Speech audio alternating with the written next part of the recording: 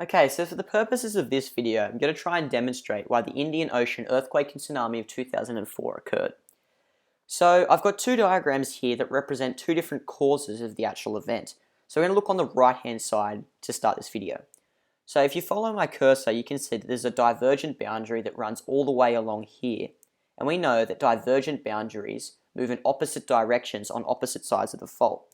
This divergent boundary makes up the Mid-Atlantic Ridge. So we can see that on the right hand side of the Mid-Atlantic Ridge, the Indo-Australian Plate is moving in a northeast fashion up towards the Sunda Plate, which converged to cause the 2004 earthquake. So now that we know that the divergent boundary is propelling the Indo-Australian Plate in a northeast fashion up towards the Sumatran coast, causing the earthquake, we can look in more detail around the area of the epicenter.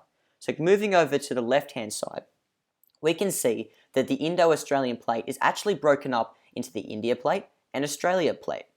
We're going to look at the India Plate and also the Burma Microplate, which is part of the Sunda Plate, for the rest of this video. So we know that the India Plate, as part of the Indo-Australian Plate, is moving in this northeast fashion and converging with the Burma Microplate. As it converged, it got stuck in 2004. It needed to release this energy, and so it did this in two steps.